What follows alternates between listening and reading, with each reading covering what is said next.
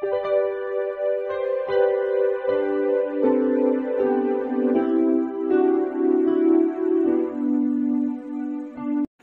Students, প্রথমেই UK educational টিপসের পক্ষ থেকে তোমাদের সকলকে স্বাগত জানাই। বাঁকুড়া ইউনিভার্সিটির সেকেন্ড সেমিস্টারে বাংলা এইসি সাজেশন হিসাবে আজকে যে প্রশ্নোত্তরগুলো দেওয়া হয়েছে সেগুলি তোমরা গুরুত্ব সহকারে লক্ষ্য করো এবং তৈরি করে নাও। এইসি অর্থাৎ এবিলিটি এনহ্যান্সমেন্ট কোর্স, এটি কম্পালসারি সাবজেক্ট তোমাদের, অর্থাৎ আবশ্যিক বিষয়। তোমাদের প্রত্যেককেই পড়তে হবে এবং পরীক্ষা দিতে হবে।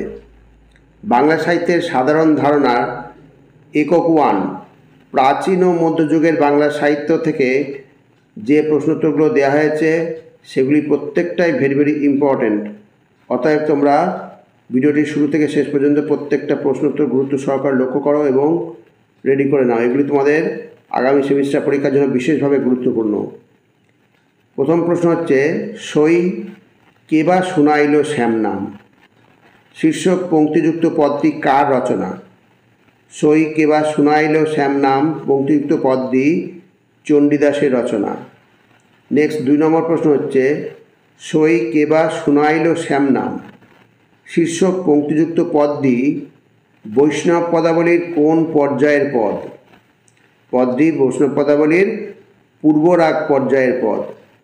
নেক্সট, না জানি কতেক মধু শ্যাম নাম আছে গো।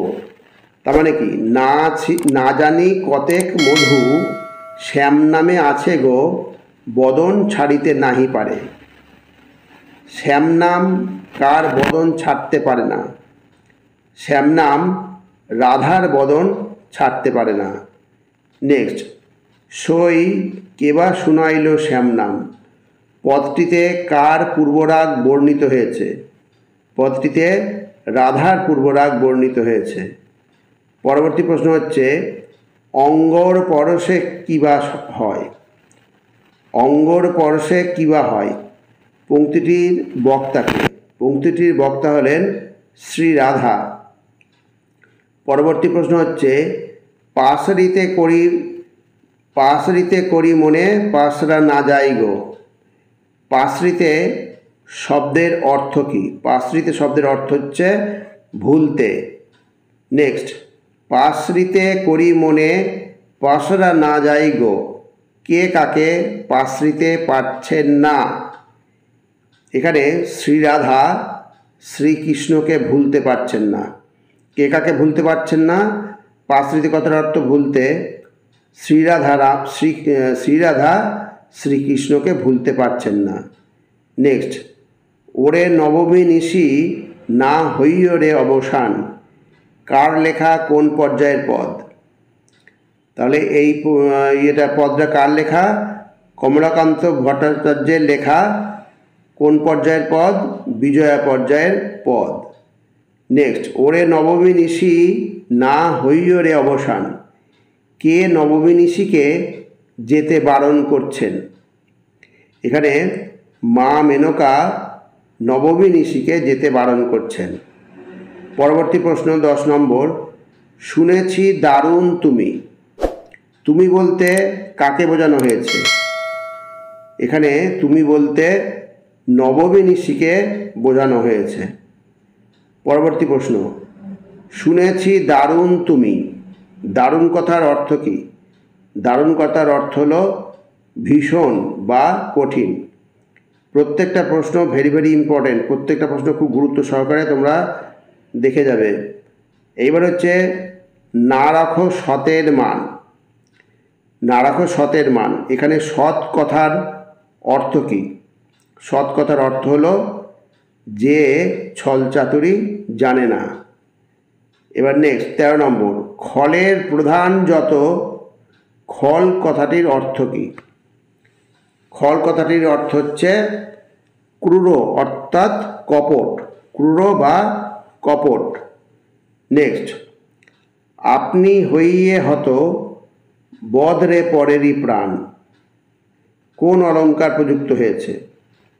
এখানে বিষম অলঙ্কার প্রযুক্ত হয়েছে। প্রত্যেকটা প্রশ্ন ভেরি ইম্পর্টেন্ট, অর্থাৎ প্রত্যেকটা প্রশ্ন তোমরা গুরুত্ব সহকারে অবশ্যই রেডি করবে। এখান থেকে তোমরা অনেক প্রশ্ন কমন পেয়ে যাবে, কারণ এগুলো প্রত্যেকটা ইম্পর্টেন্ট প্রশ্ন। এবার 15 নম্বর দেখো, প্রফুল্ল কুমুদ বরে কথার অর্থ কী? কথাটির অর্থ হলো প্রস্ফুটিত পদ্ম দিয়ে।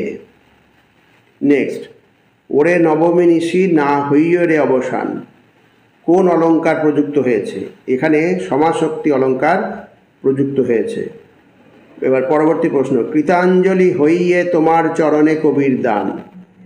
কৃতাঞ্জলি শব্দের অর্থ কী? কৃতাঞ্জলি শব্দের অর্থ হলো জোর হাত করা। নেক্সট, নাশ দিনমণি ভয়। দিনমণি শব্দের অর্থ কী? দিনমণি শব্দের অর্থ হলো সূর্য। পরবর্তী প্রশ্ন হচ্ছে, পাশ্রীরাম সব দুঃখ। পাশ্রীরাম কথার অর্থ কী? পাশ্রীরাম কথার অর্থ ভুলে গেলাম। এবার 20 নম্বর, মোরে হইয়ে শুভোদয়। শুভোদয় কথার অর্থ কী? শুভোদয় কথার অর্থ ভাগ্যে শুভের উদয় হওয়া। তাহলে শুভোদয় কথার অর্থ কী হলো? ভাগ্যে শুভর উদয় হওয়া বা শুভের উদয় হওয়া। নেক্সট, ওরে নবমী নিশি না হইয় রে অবসান শুনেছি দারুণ তুমি না রাখো সতের মান। পদকর্তাকে, কোন পর্যায়ের শাক্তপদ? বক্তাকে। তাহলে এখানে 3টে পার্ট রয়েছে। প্রথম হচ্ছে পদকর্তাকে। পদকর্তা হলেন কমলাকান্ত ভট্টাচার্য। আর দ্বিতীয় অংশ হচ্ছে কোন পর্যায়ের শাক্তপদ? পদটি বিজয়া পর্যায়ের শাক্তপদ। আর শেষ অংশ হচ্ছে বক্তাকে। বক্তা হলেন মা মেনকা। নেক্সট, না রাখো সতের মান। কে কাকে কথা বলেছেন? এ কথা কে বলেছেন? মা মেনকা নবমী ঋষিকে এ কথা বলেছেন। এবার পরবর্তী আমরা প্রশ্ন দেখি, খলের প্রধান যত কে আছে তোমার মতো। তাহলে দেখো এখানে প্রশ্ন বলছে, কার প্রতি কার এই ধিক্কার বাণী। তাহলে কার প্রতি কার এই ধিক্কার বাণী? তাহলে এখানে নবমী নিশির প্রতি। কার ধিক্কার বাণী? মা মেনকার এই ধিক্কার বাণী। নেক্সট, কৃতাঞ্জলি হইয়ে তোমার চরণে কবির দান। কে কার চরণে কি দান করবে? এখানে দেখো, মা মেনকা নবমী নিশির চরণে চন্দন সহযোগে প্রস্ফুটিত শ্বেতপদ্ম করজোড়ে দান করবেন। প্রত্যেকটা প্রশ্ন ভেরি ভেরি ইম্পর্টেন্ট, খুব ভালো প্রশ্ন, এগুলো খুব ভালো করে তৈরি করবে। মোরে হইয়ে শুভোদয় নাশ দিনমণি ভয়। কে কাকে উদ্দেশ্য করে এই কথা বলেছেন? মা মেনকা নবমী ঋষিকে উদ্দেশ্য করে এই কথা বলেছেন। এবার 26 নম্বর, কমলাকান্তের বাণী শুনো ওগো গিরিরানী। তাহলে তার বাণীটি কি ছিল? তার বাণীটি ছিল, গিরিরানী যেন উমাকে চিরকালের জন্য হৃদয়ের উষ্ণতা দিয়ে লুকিয়ে রেখে দেন। নেক্সট 27 নম্বর দেখো, আজি সে কেমন সুখ হতেছে স্বপন জ্ঞানে। আজি সে কেমন সুখ হতেছে স্বপন জ্ঞান। এখানে কার সুখের কথা বলা হয়েছে?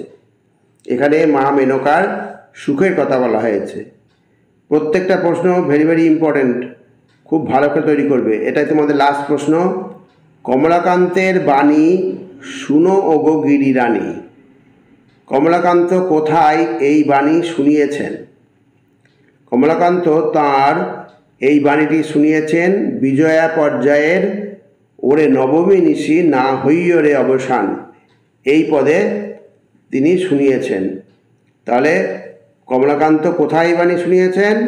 কমলাকান্ত তার এই বাণীটি শুনিয়েছেন বিজয়া পর্যায়ের পদ। বিজয়া পর্যায়ের পদ কোনটা?